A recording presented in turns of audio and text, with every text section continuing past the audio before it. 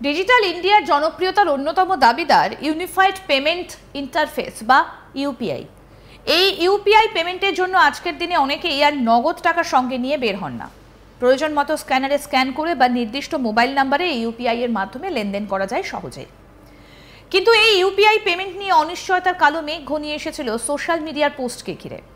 জল্পনা ছড়া এবার থেকে 2000 টাকার ওপর ইউপিআই লেনদেনের ওপর 18% জিএসটি চাপানোর সিদ্ধান্ত নিতে চলেছে কেন্দ্রীয় সরকার, যার ফলে ট্যাক্স বাবদ 2000 টাকার ওপর লেনদেন ইউপিআই এর মাধ্যমে করলেই বাড়তি টাকা গুনতে হতো গ্রাহকদের।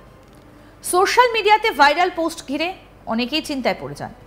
শেষ পর্যন্ত এই নিয়ে বিভ্রান্তি কাটাতে আসরে নামল কেন্দ্রীয় অর্থমন্ত্রক। কেন্দ্রীয় অর্থমন্ত্রকের তরফে জানানো হয়েছে 2000 টাকার ওপর লেনদেনের ক্ষেত্রে যে 18% জিএসটি বসানোর কোনো ঘোষণা করা হয়নি। এই খবরটা সম্পূর্ণ ভুল এবং বিভ্রান্তিমূলক। সরকারের তরফে এও জানানো হয়েছে আপাতত ইউপিআই লেনদেনের ওপর জিএসটি চাপানোর কোনো প্রস্তাব এখনো আসেনি। প্রসঙ্গত বলি, অনলাইন লেনদেনের ক্ষেত্রে মার্চেন্ট ডিসকাউন্ট রেট অর্থাৎ এমডিআর এর মতো কিছু নির্দিষ্ট চার্জের ওপর জিএসটি নেওয়া হতো। তবে 2020 সালের জানুয়ারি মাসেই মার্চেন্ট টু মার্চেন্ট এমডিআর তুলে নেওয়া হয়েছে, তাই এর ওপরে কোনো জিএসটিও নেওয়া হয় না। প্রসঙ্গত বলি, অর্থমন্ত্রকের বিজ্ঞপ্তি অনুযায়ী দেশে দ্রুত বাড়ছে ইউপিআই লেনদেন। এই সংক্রান্ত একটা পরিসংখ্যানও তুলে ধরেছে কেন্দ্রীয় অর্থমন্ত্রক, যেখানে বলা হয়েছে 2019-20 অর্থবর্ষে অনলাইন লেনদেনের পরিমাণ ছিল 21.3 লাখ কোটি টাকা। 2025-এর মার্চ পর্যন্ত এই অনলাইন লেনদেনের পরিমাণ বেড়ে দাঁড়ায় 260.65 লক্ষ কোটি টাকায়।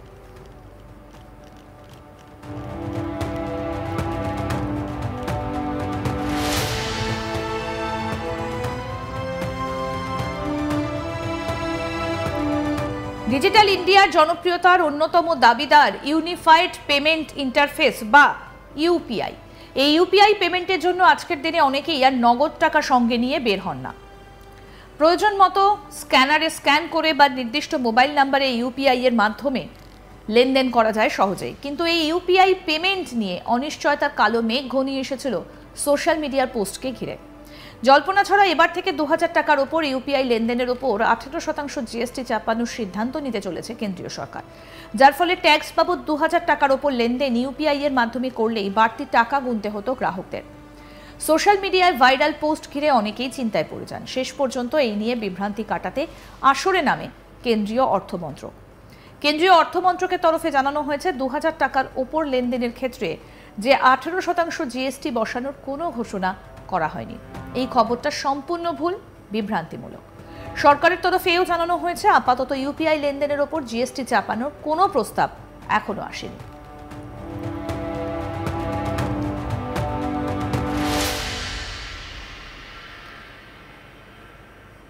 প্রসঙ্গত বলি, অনলাইন লেনদেনের ক্ষেত্রে মার্চেন্ট ডিসকাউন্ট রেট এমডিআর এর মতো কিছু নির্দিষ্ট চার্জের ওপর জিএসটি নেওয়া হতো। তবে 2020 সালের জানুয়ারি মাসে মার্চেন্ট টু মার্চেন্টে এমডিআর তুলে নেওয়া হয়েছে, তাই এর ওপরে কোনো জিএসটি নেওয়াও হয় না। অর্থমন্ত্রকের বিজ্ঞপ্তি অনুযায়ী দেশে দ্রুত বাড়ছে ইউপিআই এর লেনদেন। এই সংক্রান্ত একটা পরিসংখ্যানও তুলে ধরেছে কেন্দ্রীয় অর্থমন্ত্রক, যেখানে বলা হচ্ছে 2019-20 অর্থবর্ষে অনলাইন লেনদেনের পরিমাণ ছিল 21.3 লক্ষ কোটি টাকা। 2025-এর মার্চ পর্যন্ত এই অনলাইন লেনদেনের পরিমাণ বেড়ে দাঁড়িয়েছে 260.65 লক্ষ কোটি টাকায়।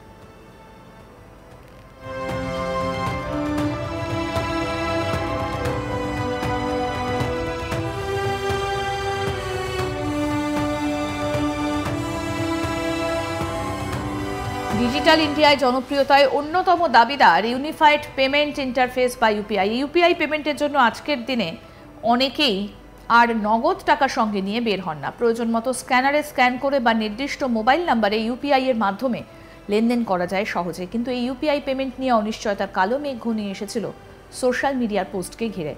জল্পনা ছড়ায় এবার থেকে 2000 টাকার ওপর ইউপিআই লেনদেনের 18% জিএসটি চাপানোর সিদ্ধান্ত নিতে চলেছে কেন্দ্রীয় সরকার, যার ফলে ট্যাক্স বাবদ 2000 টাকার ওপর লেনদেন ইউপিআই এর মাধ্যমে করলেই বাড়তি টাকা গুনতে হতো গ্রাহকদের। সোশ্যাল মিডিয়ার ভাইরাল পোস্ট ঘিরে অনেকেই চিন্তায় পড়ে যান এবং শেষ পর্যন্ত এই নিয়ে বিভ্রান্তি কাটাতে আসরে নামে কেন্দ্রীয় অর্থমন্ত্রক।